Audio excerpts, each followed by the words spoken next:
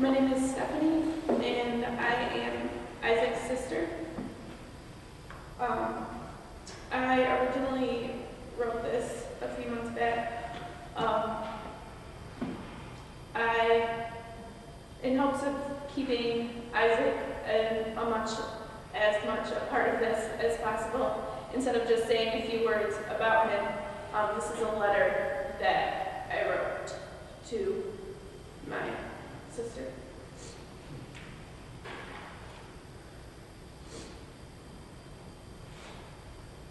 Isaac, I want to thank you for all that you have done for me.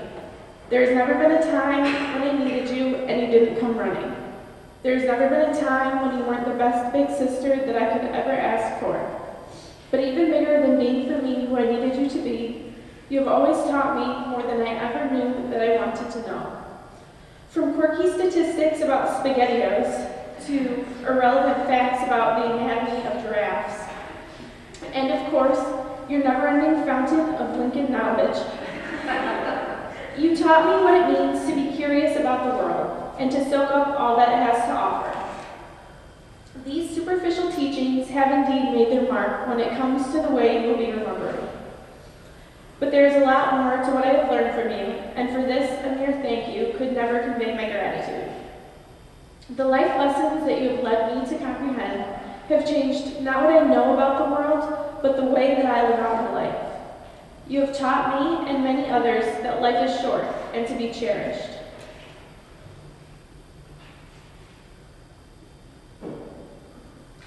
Never read off of a working document on your phone.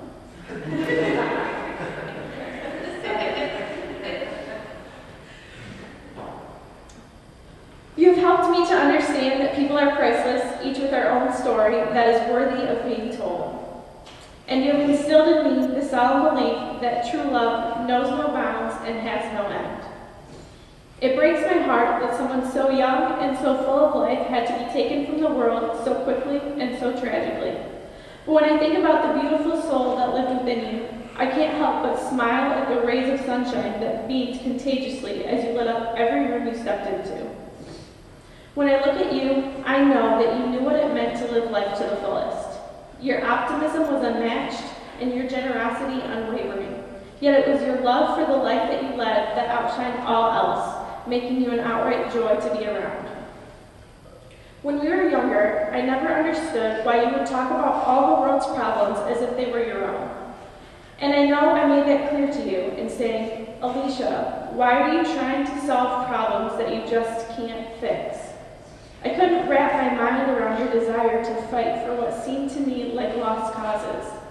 But you just sit back and ponder the works of the great Dr. Seuss, who said, unless someone like you cares a whole awful lot, nothing is going to get better. It's not. With you, there were no limits, and you didn't wait around for a better time. You didn't twiddle your thumbs until someone else stepped up to the plate. If you wanted something done, you wanted it done right, and you were determined to find a way. I'm convinced that that determination is what allowed you to hold on as long as you did. Even leading up to those last few weeks, you continued to speak of landing the internship that would allow you to graduate. You continued to express your dedication to learning to drive again, and you continued to broadcast your hope for a bright and cancer-free future. You truly cherished the life you were given, made the most of every moment you had, and you never stopped trying to make the world a better place. And with you, making the world a better place didn't end with the need to fix big problems. It carried on into your daily life. Somehow you understood that behind every face lay a story, waiting to be told. You were always the one to pry that story out, and people were better off because of it. I think most people who had the pleasure of meeting you would agree that you loved putting smiles on our faces at every chance you were given. I remember like it was yesterday, sitting in your hospital room as you struggled to keep your eyes open. But when an unfamiliar face walked through the door saying, "Hi, I'm Amy, and I'll be your nurse today," you perked up, immediately responding, "I'm Alicia, and I'll be your patient." You treated everyone you met as family. You didn't judge a soul for being different from yourself, and you never pushed anyone to figure out who they were or what they wanted. Few are as comfortable in their own skin as you were, and even fewer are as comfortable with the identities of each and every person they come into contact with as you were all the days of your life. You taught me what it means to be accepting of others under all circumstances through your actions and through the life you had created for yourself. I never wrote an end to this letter because it's really hard to say goodbye. But if there's one thing that I want Isaac to know,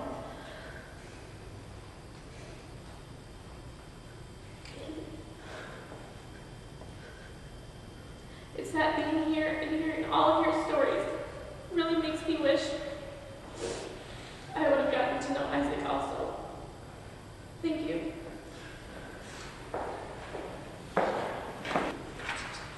Can you say something real quick?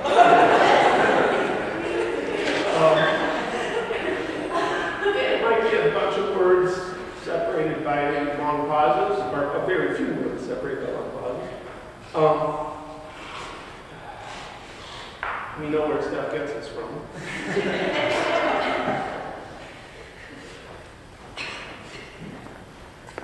Canelli bean? No, that's something else.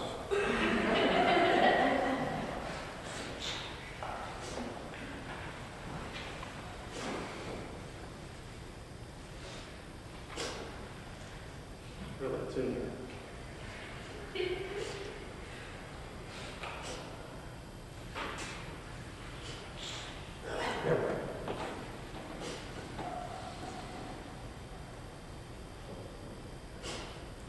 Okay,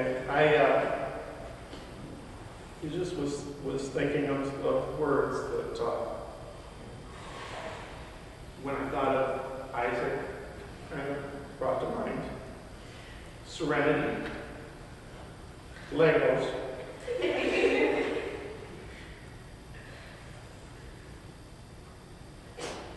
stovepipe hats,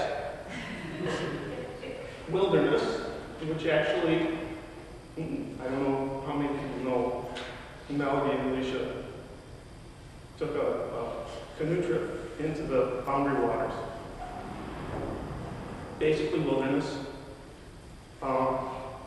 They got pretty far in, and Alicia just couldn't go any further. They made it out, and about 6 months later, she was diagnosed with a brain tumor. Going into the Boundary Waters without health issues is one thing. Going in with a brain tumor is just not recommended. She was determined. That's been said before, I'll say it again. Friends, and something I was introduced to on a trip to Chicago. She invited me to go with her and Brad to the Genderqueer Chicago group. And I was honored. But one thing she said that you need to be aware of is pronouns. Understand who people want to be. Anyway, that just struck me, and I thought that was interesting. She had to come out twice. The first time was no surprise. The second time took some education.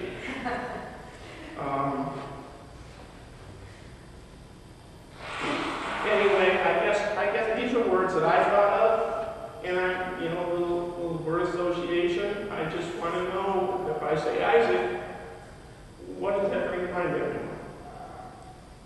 Anything? Anyone? Life's good t-shirts. Zest. What's that? Blue-footed boobies. There you go. Courageous. Well, there's no end. Another thing I'd like to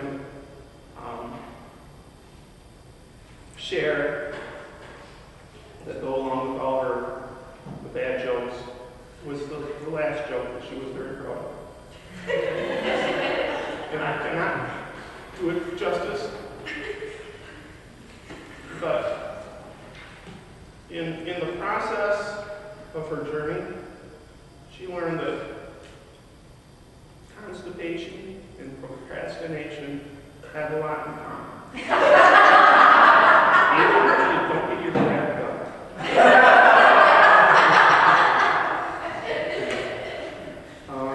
I've shed a lot of tears today. I'll continue to shed a lot of tears. They aren't sadness so much as pride. And, grief, obviously. But I just, and another word that comes to me is gratitude.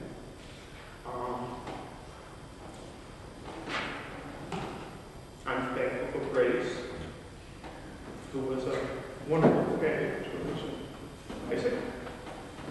I'm used to Alicia because I spent a lot more years knowing Alicia, and I'm very sad that I didn't get to know Isaac as well as I really expected to this moment.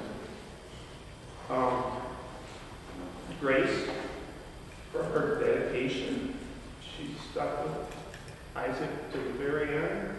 Support, love, care. She just didn't give up. Neither one, Isaac or Helen. Brad, when I got to the apartment and was picking up, I found a lot of library books. Electronics was one of them that I had an interest in, and it really just surprised me that she got all these library books. She had this thirst and curiosity for knowledge, but she was too tired to read any of them. She took them out and was hopeful that she'd be able to learn things from them, and she just wasn't able to. But Brad, I'm thankful for you too, for feeding that interest in her. Obviously, she had many friends, many companions. Those in particular, I just wanted to let you know that I know you were very, very special to her. Lisa, you also.